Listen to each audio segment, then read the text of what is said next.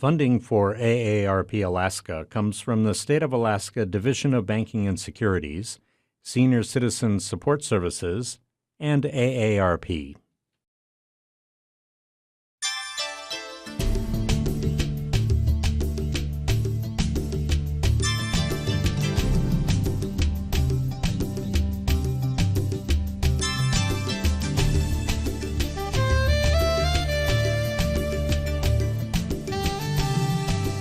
In today's program, when and how to apply for Social Security benefits are topics for discussion.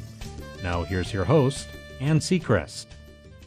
Hello everyone and welcome to AARP Alaska. Today our guest is Robin Schmidt, Public Affairs Specialist for the Social Security Administration, Alaska District. Robin, thank you for joining us today. Oh, thank you very much for having me, Ann. I appreciate it. In fact, you're returning to the program. I am. Yes, thank you. Your invitation. Tell us what you do for the Social Security Administration. I am a public affairs specialist, which means I have the privilege of visiting individuals in Alaska, agencies in Alaska, to talk about Social Security, do some training about Social Security, and just to share information with changes, always changes involved in Social Security. And you've got something pretty special this year. This is your anniversary year. Tell us how many years you've been with the Social Security Administration. Actually last month, October, was my 30th year with Social Security. Congratulations. Thank you very much. You've had the same position? No, I've had a variety of positions. It's been fun, an adventure. Well, I've got several questions, and let's begin. Many people feel uncertain as to the right age when to apply for Social Security benefits. Should I apply at age 62, age 66? What do you advise Alaskans when they ask you that question? Well, I do get asked that question quite often, and it varies from person to person. So it's not the same answer for everybody. You might want to think about, do you want a reduced benefit? If you do, you might file early. Do you want to receive your benefit and continue working? Do you want to utilize delayed retirement credits? There's lots of things to think about. It's not the same answer for everybody. Now, you've partially answered this next question, but I'll ask it. Is there a benefit if you wait, and you've answered that, and apply for benefits? In other words, wait until after the age of eligibility to apply. Right. Early retirement has always been age 62 and remains age 62. If you file early at age 62, then your benefit's going to be reduced for a little bit. If you wait until your full retirement age, which has changed for some individuals, and there's a chart that shows when you, depending on the year you were born, would depend upon your full retirement age. And when we talk about full retirement age, that's the age that you would receive your full benefit amount. And we've got a chart we'd like to share with the audience. Mm-hmm. Yep. For example, on the chart, if you were born in the year 1956, if at the month you attain age 66 and 4 months is when you would reach your full retirement age. So anytime that you were born in 1956, your full retirement age is 66 and 4 months. However, it would be the month you attain 66 and 4 months. So does that make sense? It does, and I'm keeping a close eye on that 66 years and 4 months for personal reasons. Yeah. Mine's down there a little bit, but I keep an eye on it too. Rub it in. No, that was not my intent. The other question is, how does a person apply for Social Security benefits? Can you do it online, or does it have to be done in person? Yeah, multiple ways. You can do it online. If you're doing it online, what we would first want you to do is to register your My Social Security account. So some individuals might remember getting the personal earnings and benefit statements in the mail.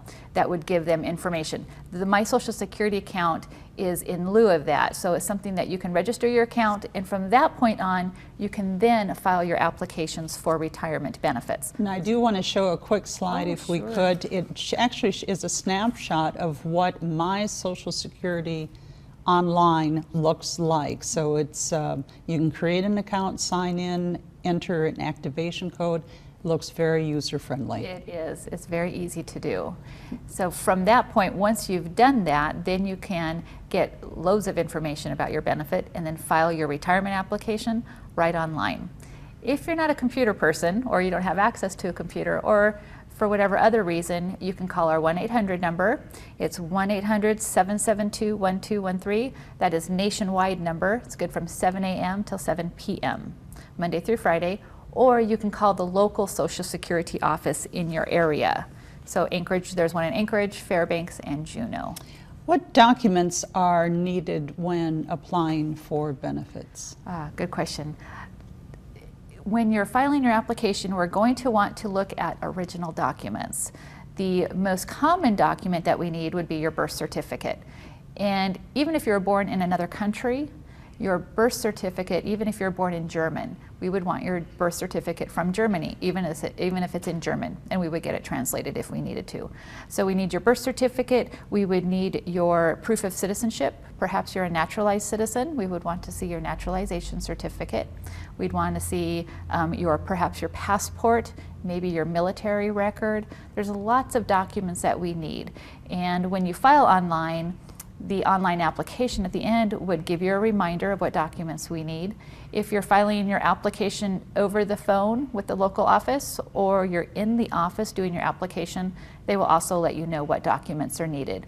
And you don't have to have the document right away. If you need to go back home and bring it in or mail it to us, that's perfectly fine. Oh, so you don't have to go in with the complete package? You don't. If you don't have your birth certificate, you can still file your application. We'll get your birth certificate later on if we need it. How many people do come in with a complete package? Not too many. So it's not uncommon to go back and forth. That's correct. Not uncommon at all. So let me ask you, what are some of the changes? Are there a lot of changes for 2015, or a handful, or what are the changes for 2015? The typical changes that we're always waiting to hear about is the cost of living increase. And so we were notified that the COLA is 1.7% this year. So beneficiaries will notice that change in their check in January. Those are on Social Security. They'll notice the increase. The Medicare is always a good question that we're waiting for as well. And the Medicare Part B, it was $104.90 in 2014, and it's going to remain the same for 2015. So the Medicare Part B premium is $104.90. So that was really good news, to have a cost increase, a COLA, without having the Medicare go up. That was a bonus. Good. Yeah. So there'll be future changes, but we haven't been notified of those yet. So there's usually some more. Are those changes, are they announced annually, just once a year, or during the year? Typically, the routine changes are this time of the year, towards the end of the year, beginning December into January. Then as legislation changes or something else comes into effect, we might see something throughout the year, but not too often. I have another question here. Are there cases in which a person works and is receiving Social Security benefits? Are their benefits reduced as a result? No. Well, no. Benefits aren't reduced for working. Mm-hmm. So if someone files their Social Security application and they file it before their full retirement age, let's say I want to retire and get my Social Security checks at 62 years of age, but I want to continue working. I'm allowed to continue working as long as I keep my yearly wages under the allowable limit. And the allowable limit is one of those things that can change from year to year. So in 2014, it is $15,480. So I can earn that amount of money, still draw my Social Security check, and everything's okay. If I go over that amount of money, then I need to report it to Social Security, because then my benefits may be suspended. We'll just put them into a suspense status while I'm still working. If I am 66, if my full retirement age is 66, I can draw my Social Security benefit at age 66, continue working, and have no limit on my wages. So the month you attain your full retirement age, whatever that might be for you based on that chart we saw earlier, the sky's the limit. You can continue working and get your Social Security check. The one thing that's really important to remind individuals is that if you file early and you go back to work and you're going to make money, just give us a call. This is earned income, so it's not your permanent fund, it's not your VA, it's just money from working, net profit in your business or wages. Then just let Social Security know. We will ask you how much are you going to be making, and if you're going to go over that allowable limit, then we'll suspend your benefit while you're still working so that you don't get overpaid at the end of the year. So say that again. So I'm theoretically receiving benefits, and I've decided to go back to work. Pick up the phone. Give us a call. Let us know that you've returned back to work. We will look at your record, and if you are under your full retirement age, we will ask you how much do you think you'll make this year. And if you're going to estimate over that allowable limit, then we're going to suspend your benefit. Now, a question that always confuses me. To apply for Medicare, do you have to go through the Social Security Administration first? Social Security administers the application process. If you have filed for your Social Security retirement benefits, your monthly check, before the age of 65, then you're getting a Social Security check, we will automatically enroll you in Medicare. We assume that you need the Medicare when you attain age 65. However, if your full retirement age is 66 and you want to wait to draw your first Social Security check at age 66, or any time actually after age 65, then I advise contacting Social Security 3 months before your 65th birthday to find out if you need to enroll in Medicare. Medicare gets really tricky if you're working or if your spouse is working and there's other health insurance coverages involved, either from the military or your former employer, your current employer. It gets really confusing when to file. However, always contact us. And actually, in order to file your application, if you're not getting benefits, you need to initiate that contact with Social Security. We're not going to come out looking for you to file your Medicare application. It's up to you to contact us. Now that's a very good point. People assume that Social Security is going to contact you. Right. That's not the case. It's not the case. We want you to contact us 3 months before your 65th birthday and ask us questions about, do I need to file for Medicare? And then we're going to take it from there. We're going to ask you questions. We're going to ask you if you're still working. We're going to ask you, is your spouse still working? Do you have other health insurance from any former employers? There's lots of questions that will generate whether you need to file an application or not. But we don't know those. We don't keep an eye on your record. If you've never filed an application with us, we're not going to keep an eye on you to make sure that you've contacted us to file your Medicare application. The same goes with retirement. You're the one that initiates the application. Got it. Yeah. We'll be back with Robin Schmidt right after this break. For many Americans, Social Security is the most important part of the retirement picture, and deciding when to claim is a big decision. The amount of your benefit will depend on how much you paid into the system and when you claim it. AARP's online Social Security calculator will help you decide when to claim and how to maximize your benefits. Visit www.aarp.org/work/Social Security and click on the Benefits Calculator link. And we're back with Robin Schmidt, Public Affairs Specialist with the Social Security Administration. So Robin, now I'm set straight. I know that Social Security is not going to contact me when it's time for me to apply for benefits. So my follow-up question is, how far in advance can I apply for Social Security retirement benefits? 3 months on average is good. For someone that's filing at age 62, one good thing to remember is that you have to be 62 every day of the month before you're eligible. So today, if my birthday was today, I would be eligible for the month of December because that's the first day I'm 62 every day of the month. So keeping that in mind, 4 months in advance is fine if you want to get that check. 3 to 4 months, that's on average.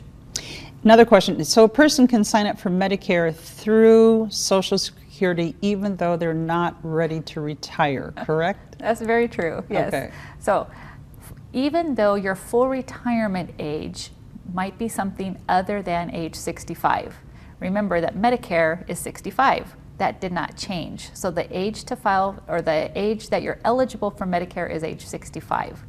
So it gets confusing. Yes. Do So- I file at 65 or at my full retirement age? When do I do it?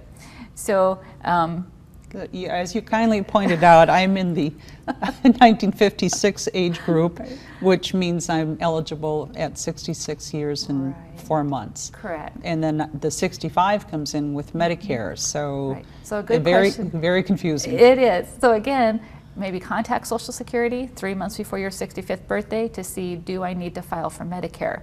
What we're going to ask is, at 65, are you going to continue working? If you're still working, then we're going to ask you, do you have current employer group health plan coverage through your current employer?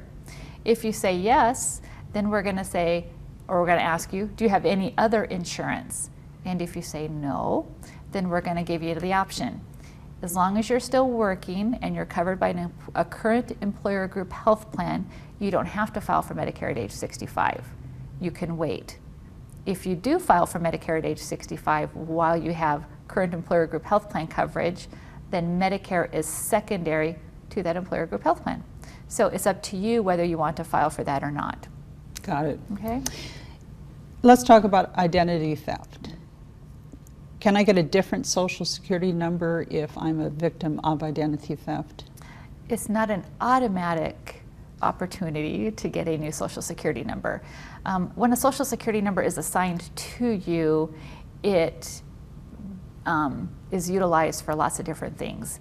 And to have a Social Security number changed, if we do that, then it's going to change. You're going to have to contact lots of other people. Just as when you change your name when you get married or have a legal name change, it has a trickle-down effect of everybody that you need to contact to let them know. Social Security numbers are the same thing, and even probably more important and more difficult to get changed. With us, if someone has adversely affected you, we're going to look at each case individual to see what's going on, what's happened.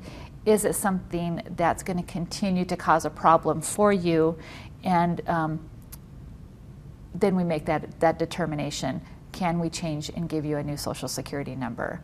So it's something that we take very seriously. Sure. We don't do it lightly. Right. And then we talk to you about the ramifications. As a follow-up, should people carry their Social Security card with them on their person? We encourage you not to do that. Good. Yeah, I know sometimes it's not an option for some people, but just for your own safety, once someone has that card, and if they've gotten your card out of your wallet, they've probably gotten some other things, and so just not a safe practice. If there's a death in the family, what should a person do? They need to contact Social Security, and they can do it a variety of ways. Someone can call our 1-800 number. They can call the local Social Security office and just report the death of the family member or friend.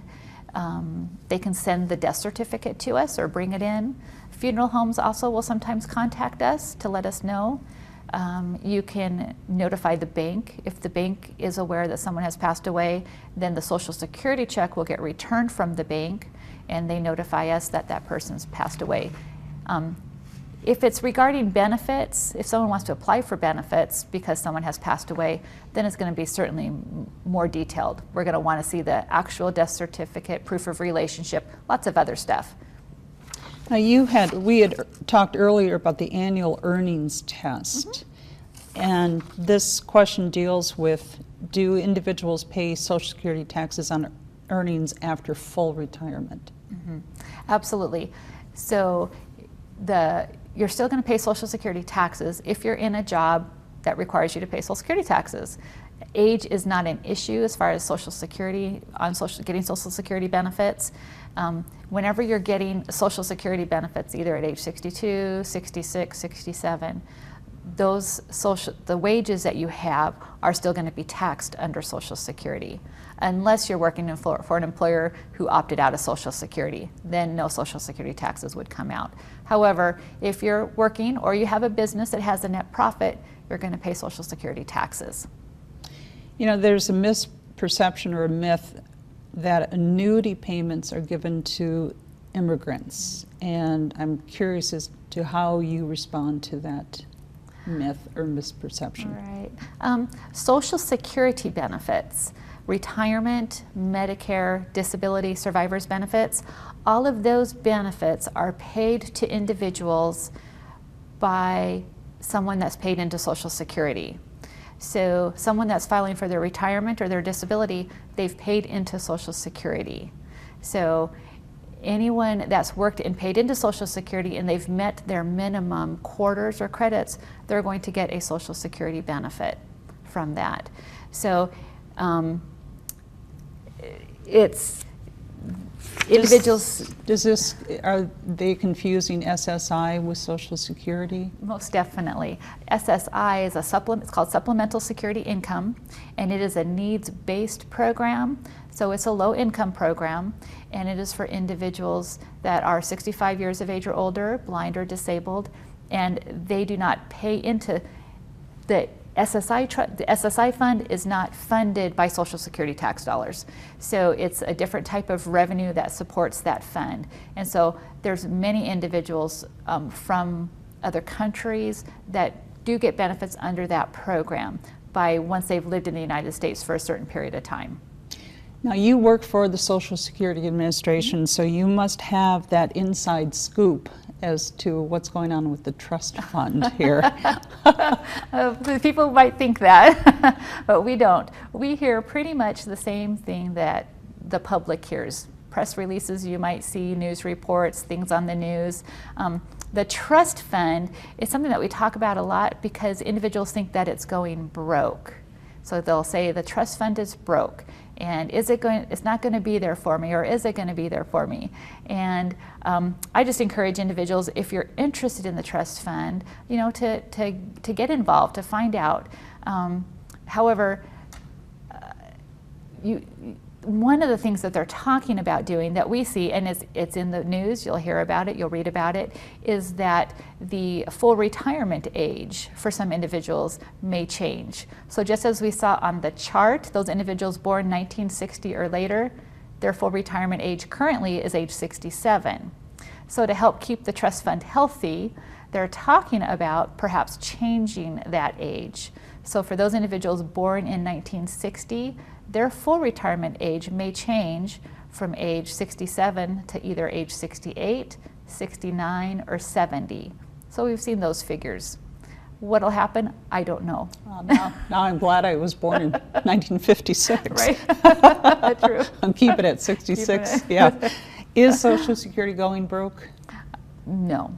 Right now, as of the present time, you're going to get paid 100% of your benefit. Those individuals getting Social Security, whatever they're entitled to now based on their age and when they filed, they're getting 100% of their benefit. However, the trust fund is broken, so it's not healthy.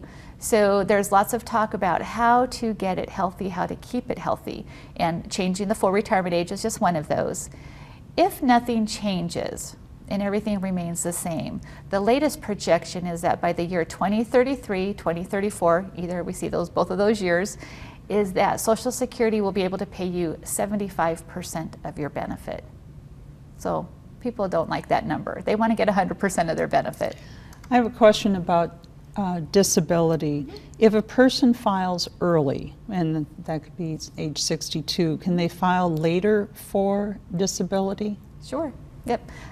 Many individuals file for their early retirement benefits at age 62, and then something might happen where they're in an accident perhaps and they become disabled. They can certainly then file for disability benefits. If someone becomes disabled where they have a disability, an injury or something that has occurred at full retirement age or later, then those individuals, there's no advantage typically to have them file for disability because we're already paying them the highest benefit that we can.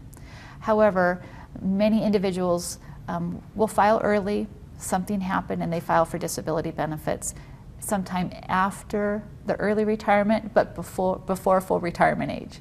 So it does happen. What is the one thing you wish people better understood about Social Security? There's lots of things. The most important thing, I think, is just to ask questions. You will hear things from your neighbors about Social Security. You'll hear stories from family members, and everybody's story is a little bit different. So ask questions. Contact Social Security. Go to the website. Look around. The website has a wealth of information. It'll ask you, you can get answers to your questions. There's even a section on there called Frequently Asked Questions. And if you go on those, you just might find your answer there. But just ask questions, contact Social Security, and don't rely on your neighbor or your family member because their story is a little bit different than yours. Finally, the one misperception I found quite interesting when you and I were rehearsing for the program is that Social Security knows everything about everybody. Sometimes when someone will want to file their retirement application, I'll start their interview and they'll go, "Why do you need to know that? You already know everything about me." And I know I don't. No. If I did, I wouldn't need your birth certificate or your marriage certificate, your military record. We don't know everything. I think because people think we have their Social Security number. And the Social Security number is used for lots of different things. And so they think we have access to all those different things, and we don't. That's not true. I wanted to put the last slide of your contact information, Robin Schmidt, Public Affairs Specialist, and your toll-free number is there, 855-602-5001. And you're right, I love the website. It's so easy, www.socialsecurity.gov. I want to thank our guest, Robin Schmidt, Public Affairs Specialist for the Social Security Administration Alaska District. AARP is a nonprofit, nonpartisan member organization with more than 90,000 members here in Alaska. AARP is dedicated to enhancing the quality of life for all as we age. We lead positive social change and deliver value to our members through information, advocacy, and service. Thank you for watching AARP Alaska.